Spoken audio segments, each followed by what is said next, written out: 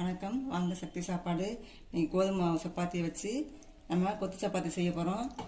அதுக்கு தேவையான பொருட்கள்: ஒரு பெரிய வெங்காயம், ஒரு டீஸ்பூன் இஞ்சி பூண்டு, புதினா கருவேப்பிலை, பிளெயின் சால்னா, குருமா தான் தக்காளி குருமா, ஒரு தக்காளி அரைச்சி வடிகட்டி வச்சுருக்கேன்.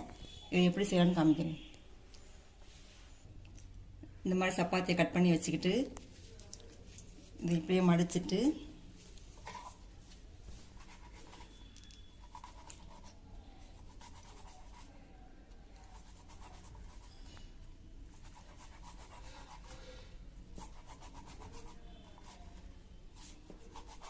இந்த மாதிரி துண்டுகளாக கட் பண்ணி வச்சுக்கணும். சப்பாத்தியை இப்படி நல்லா பிச்சு வச்சாச்சு. நல்லா கட் பண்ணி நல்லா பொடி துண்டுகள் அப்படி வச்சுக்கணும். அப்போ தான் கொத்து சப்பாத்தி நல்லாயிருக்கும். வாங்க தாளிக்கிறத பார்க்கலாம்.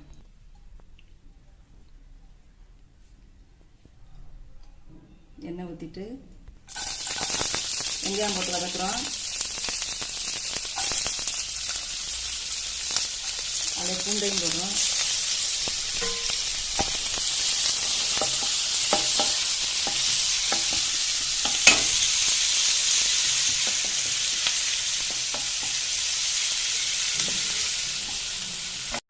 வெங்காயம் வதங்கின பிறகு கொத்தமல்லி, புதினா, கருவேப்பிலை போட்டு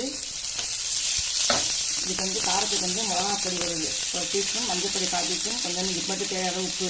ஏன்னா குருமாலையும் சப்பாத்தியும் உப்பு இருக்குது. வதக்கிட்டு தக்காளி நான் நல்லா அரைச்சி விழுத எடுத்துருக்கேன். அந்த தண்ணியை ஊற்றுறேன்.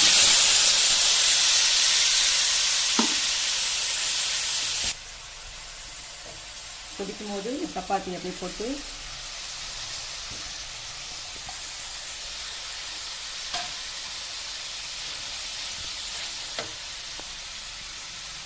இந்த குருமாவை அதை ஊற்றி வேண்டினேன்.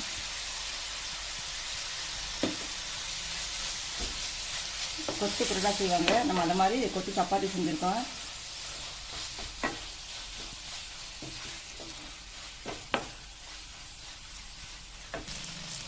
டீஸ்பூன் கரம் மசாலா சேர்ப்போம். இறக்கும்போது சேர்த்து எல்லாத்தையும் நல்லா கிண்டுறோம். இந்த கரண்டியை வச்சு நல்லா கொத்தி விடணும். அப்போ எல்லாம் மசாலா, குருமா, உப்பு எல்லாமே நல்லா காஞ்சு வந்துடும். இது சாப்பிட்றதுக்கு ரொம்ப நல்லாயிருக்கும். அப்படியே சாப்பிட்லாம். எதுவுமே தேவையில்லை, சைட் டிஷ் தேவையில்லை.